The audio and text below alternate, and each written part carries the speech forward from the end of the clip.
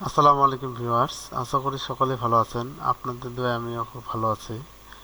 আমরা যে ওয়াইফাই লাইনের কাজ করে থাকি, সেই ওয়াইফাই লাইনের আমরা যে জয়নিং এর কাজ করে থাকি, সেগুলা অনেকেই দেখতে যাচ্ছেন, বলতেছেন যে ভাই কিভাবে জয়েন দেন, কিভাবে কি করেন।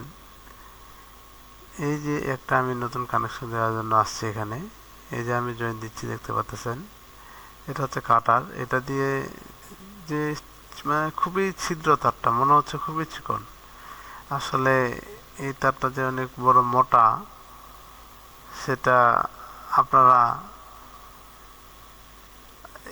এমনি খালি চোখে দেখে বোঝা যায় না যে এই তারের ভিতর দিয়ে আবার ছিদ্র আছে, ওপাশ দিয়ে একটা লাইট আছে, তারপরে আপনাদের কাছে নেট যায়। এই যে দেখতে পাচ্ছেন মেশিনে, এই যে আমি মেশিনে তারগুলো ঢুকাইলাম, এই যে লাইনটা জয়েন মারলাম, এই যে এখানে লেজারটা দেখতে পাচ্ছেন, এখানে আমার লেজার আছে 20-এর মতো। আমরা একটা কাস্টমারকে লাইন দেব এখানে। এখানে আমাদের যে লেজার আছে সেটা একটু হাই, 19, 18, 19 বা 20-এর মতো আছে আর কি। তো এখান থেকে আমরা লাইন দিচ্ছি। এখন আমি একটা 1:2 মারবো আর কি।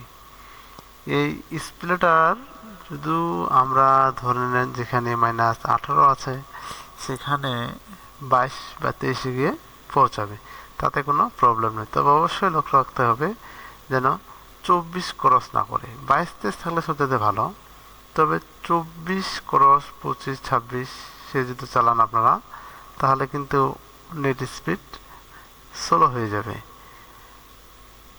আর যেগুলা বিশেষ করে একটু ভালো অনু, যেমন ভিসল, ডাটা সেট, এগুলো কিন্তু 25+ করলেই নেটটা মানে ফোন বাতিটাই আপনাদের চালু হবে আবার বন্ধ হবে। দু এক সময় এমনও হয় যে 23, 24 বা 20 লেজার আছে, কিন্তু আপনার ফোন বাতিটা লাফালাফি করে, বিলিং করে। সেক্ষেত্রে করণীয় হচ্ছে, আপনাদেরকে বলবো আমি যে আপনারা প্রেস কোড যে আছে সেই প্রেস কোডটা চেঞ্জ করে দেবেন। প্রেস কোডটা চেঞ্জ করলে আপনার সেই সমস্যাটার সমাধান হয়ে যাবে ইনশাল্লাহ। আমার জয়েনিংয়ের কাজ প্রায় শেষের দিক। আমি আরেকবার লেজারটা ফাইনালি দিয়ে দেব। লেজারটা ফাইনাল দেওয়ার পরে আমি কাস্টমারের বাসায় আমার লেজার পৌঁছে যাবে, তখন আমি তার বাসায় গিয়ে জয়েন দিয়ে কনফিগারেশন করে দিলেই তার লাইন চালু হয়ে যাবে। আসলে ভাই এগুলা খুবই ছোট ছোট জিনিস, যেগুলো নিয়ে কাজ করাটা খুব কঠিন হয়ে যায়।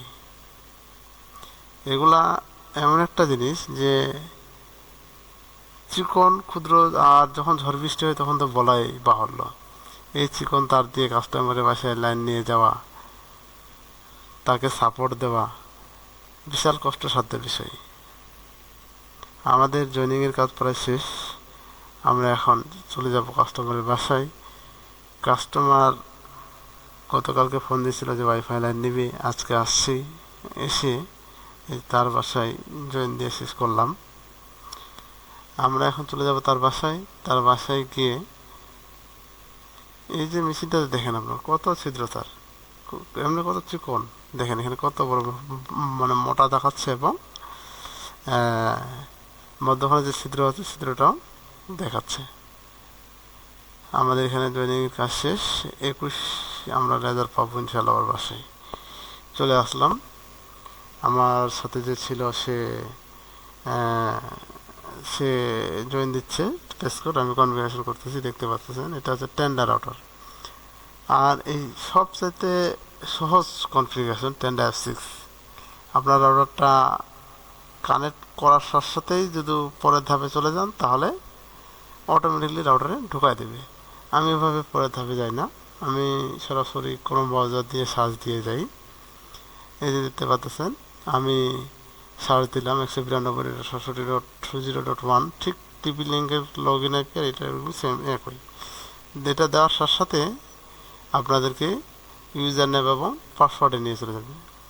এই রাউটারের সবচেয়ে বেশি সুবিধা হচ্ছে এটাই যে আপনাদেরকে নতুন করে মানে টাইম সেটিং ভিতরে গিয়ে সেট করতে হবে। আপনি যদি নিজেও রিসেট করে ফেলেন, এটা ইজিলি ভাবে আপনারা নিজে নিজেই কনফিগারেশন করে দিতে পারবেন। এই যে এখানে এখানে ইউজার নেম লেখা আছে, সেখানে ইউজার নেম বসাবেন। আর যেখানে পাসওয়ার্ড, অবশ্যই উপরের যে ইউজার নেম দেওয়া আছে সেটা আইএসপি যেটা আপনাকে দিবে সেটাই বসাতে হবে। আর নিচে যে দেওয়া আছে যেমন ওয়াইফাই নেম, ওয়াইফাই পাসওয়ার্ড, সেগুলা আপনার যে ব্যবহার করবেন, আপনার যে রাউটারের নাম দিবেন সেটা দিলেই হয়ে যাবে। আর নিচে যে পাস দেওয়া আছে যে ওয়াইফাই পাসওয়ার্ড, সেখানে আপনি যে মোবাইল কানেক্ট করার জন্য পাসওয়ার্ড রাখতে চান সেটা বসাবেন।